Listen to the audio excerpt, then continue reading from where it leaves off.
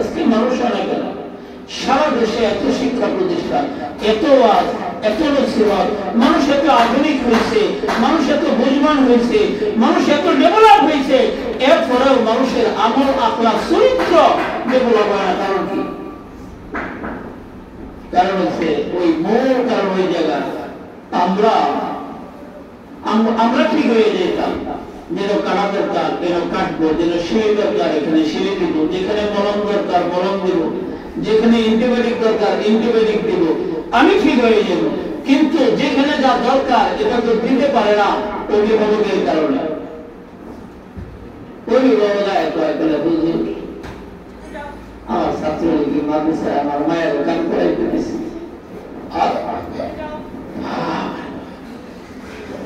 মায়ের কি কামটা করেছে, গান করতে বলাইছে, পাট লইতে বলাইছে, খেত মেরে দিতে বলাইছে। প্রতিষ্ঠান শুধুমাত্র সারা যে যেই শিক্ষা প্রতিষ্ঠানে পড়ে ওই শিক্ষা প্রতিষ্ঠানের একটি বাড়িকোণা থেকে সমস্ত আসবাবকে যেই ছাত্রের অভিভাবক ইজ্জত করতে জানবে না, ওই প্রতিষ্ঠান থেকে, ওই প্রতিষ্ঠানের উস্তাদ থেকে, ওই প্রতিষ্ঠানের অবকাঠামো থেকে ওই ছাত্র কোনোদিন উপকৃত হতে পারবে না। দরদ থাকতে হবে প্রতিষ্ঠানের জিনিসের হেফাজত, সংরক্ষণ, প্রতিষ্ঠানের বিল্ডিং, প্রতিষ্ঠানের টুর, প্রতিষ্ঠানের পরিবেশ, প্রতিষ্ঠানের একটি বাড়ি করা পর্যন্ত এটা শ্রদ্ধা, ভক্তি, মহাব্বত প্রত্যেকটা ছাত্র ছাত্রী এবং অভিভাবক তাদের দিলের মধ্যে থাকতে হবে।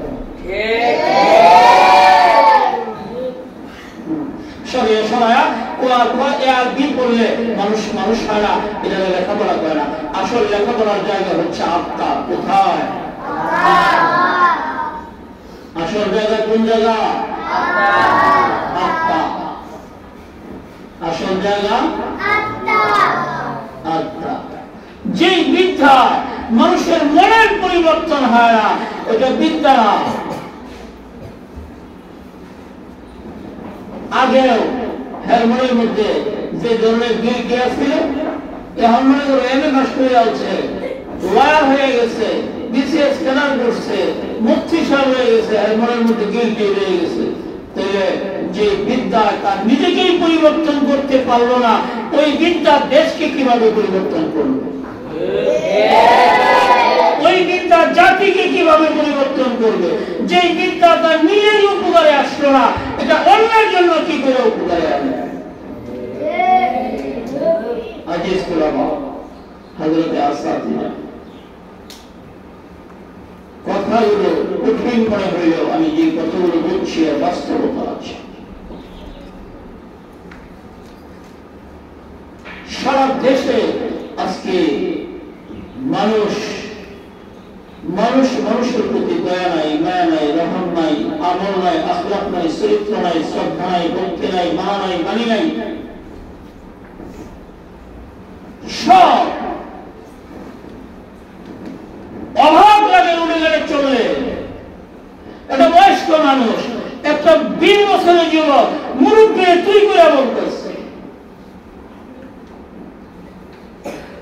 মনে করো মুরব্বী রিক্সাওয়ালা হোক, রিক্সাওয়ালা তুমি যৌবনের চালনতা, বাবার পয়সা আছে, মোটর সাইকেলে চলো, দামি একটা মোটর সাইকেল। রিক্সাওয়ালার দোষ না, দোষ তোমার। তুমি চিবাতে ফেলে দিছ, রিক্সাওয়ালা বুড়া মানুষ একটু ডাইলে চাপাই দিছে, তোমার গায়ে লাগছে না লাগছে, গাড়িটা ব্রেক কইরা রিক্সাওয়ালা যে গাড়ি দিছে ওটা কোনো মানুষের বাচ্চাই দিতে পারে। আমার মনে হয় দেখি আমার মনে হয়েছিল পথে জুতা হইয়া আমি ওরে আগে বিদায়।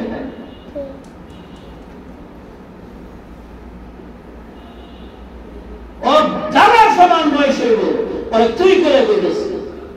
আমি শুধু বলছি জবান ঠিক করো, তোমার বাবার সমান বয়স হইব, নাইলে উনি তোমার বাজায় দিচ্ছে, নাইলে তোমার গাড়ি ভাঙিয়া হচ্ছে, এটার ফয়সালা হবে। কিন্তু ভাষা খারাপ করে লাগে না, বাড়ি করে তোমার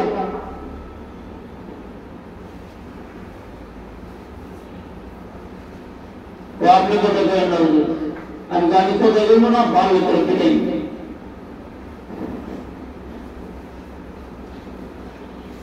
আমি সহ্য করতে পারি নাই। উনিও অপরাধ করতে পারে, হইতে পারে ভুল, তুমি নামো কাকা কান্দা কেন্দ্রে, একটা কথা আছে না, মানুষ তো